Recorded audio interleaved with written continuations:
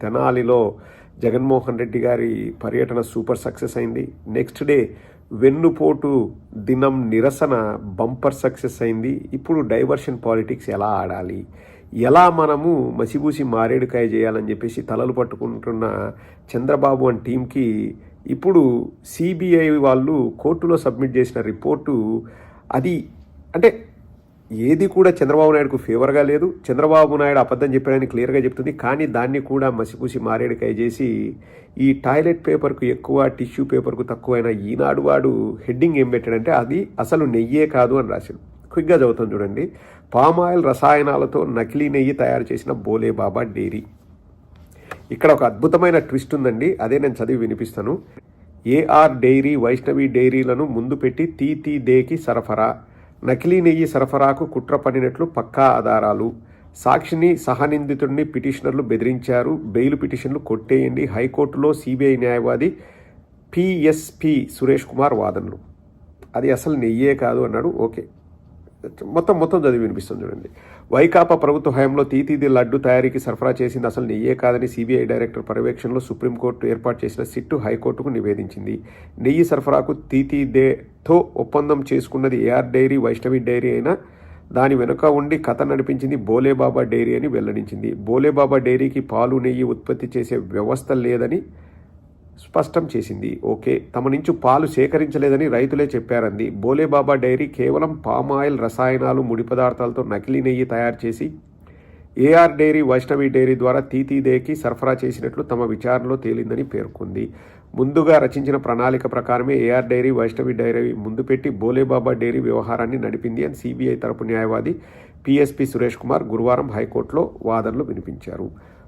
బోలేబాబా డైరీని తీతీదే బ్లాక్ లిస్ట్లో పెట్టింది. దీంతో ఏఆర్ డైరీ వైష్ణవి డైరీలతో బోలేబాబా డైరీ కథ నడిపించింది. సాక్షిగా ఉన్న సంజీవ్ జైన్ ఈ ఏడాది ఏప్రిల్ 7న ఢిల్లీ నుంచి తిరుపతి విమానాశ్రయానికి రాగా ఆయనపై పిటిషనర్లు వారి తరపు వారు బెదిరించి దాడి చేశారు.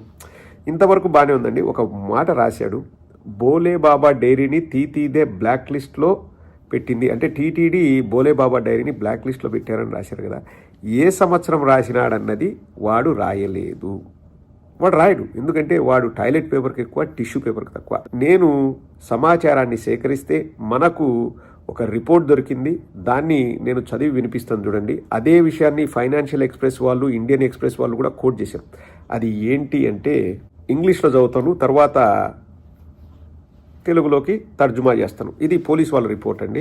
It is submitted that Bole Baba dairy supplied ghee in tins at 291 rupees per kg to TTD in the year 2019. 2019లో అంటే 2019 అంటే చంద్రబాబు నాయుడు గారు కూడా ముఖ్యమంత్రిగా ఉన్నారు. 2019లో బోలేబాబా డైరీ 291 రూపాయి పర్ కేజీకి నెయ్యి సప్లై చేసింది. Directors of the Bholebaba dairy that is Pomil Jain and Vipin Jain approach the management of Vaishnavi dairy in the year 2019 to participate in TTD ghee tenders in the name of Vaishnavi Dairy by saying that the entire ghee will be supplied from Bolebaba Dairy and all expenses also borne by them and also will give 2 to 3% commission to Vaishnavi Dairy.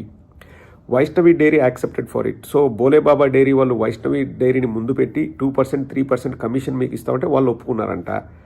Accordingly, Vaishnavi Dairy participated in TTD ghee tender, supplied ghee in tankers as well as in tins to TTD from 2020 onwards and received their commission from Bolebaba. Bolebaba Dairy also supplied ghee in tankers to TTD in the year 2022 under national category. During that time, 2022లో, during that time, some of the ghee tankers of Bolebaba Dairy were rejected as the ghee supplied was not passed the test conducted by the in-house lab of TTD. అప్పుడు బోలేబాబా వాళ్ళు supply చేసిన నెయ్యి ఈ purity ఇవన్నీ check చేస్తారు కదండి, అది pass కాకపోతే అప్పుడు ఏం చేశారు, డ్యూరింగ్ జూన్ 2022, ఇది బాగా వినండి, during June 2022 TTD plant inspection committee visited Bhole Baba organic dairy private limited Fatehpur and submitted their report that the dairy has not submitted the records and documents for procurement of cow milk, payment details to the vendors, quality reports and ghee production.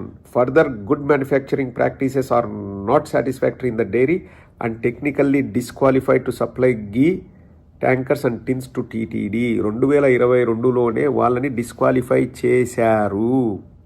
2022లో బోలేబాబాని disqualify చేశారు.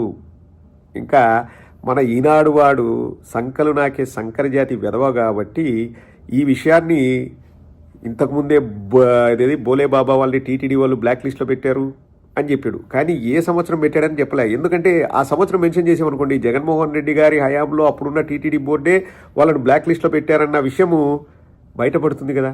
అప్పుడు మనము అప్పటి TTD బోర్డుని, అప్పటి ముఖ్యమంత్రి జగన్మోహన్ రెడ్డి గారిని మనం విమర్శించలేమన్నది అలా అవిడియా, loft idea అది.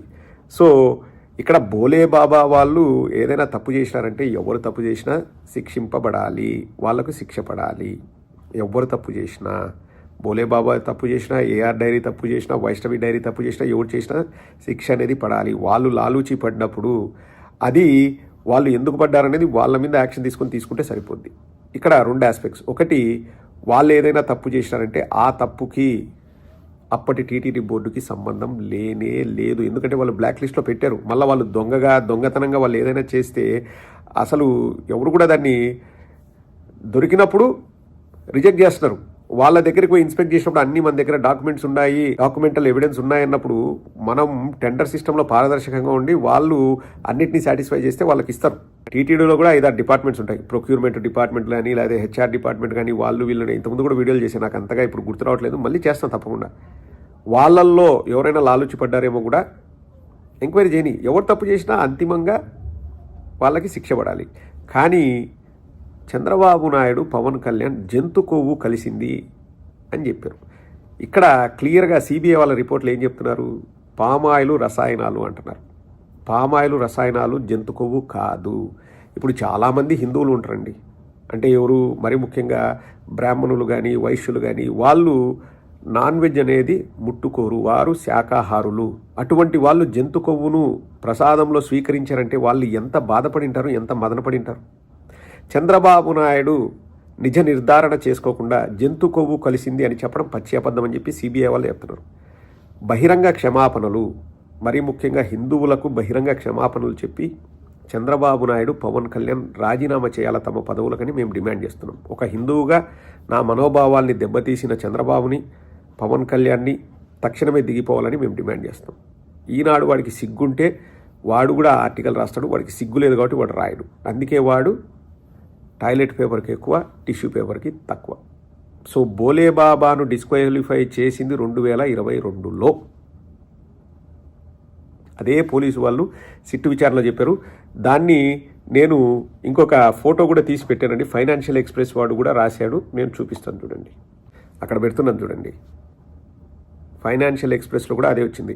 2022లో బోలే బాబాను డిస్క్వాలిఫై చేసింది అప్పటి టీటీడీ బోర్డు. ఇప్పుడున్న కొత్త టీటీడీ బోర్డు కదా, అప్పటి టీటీడీ బోర్డు.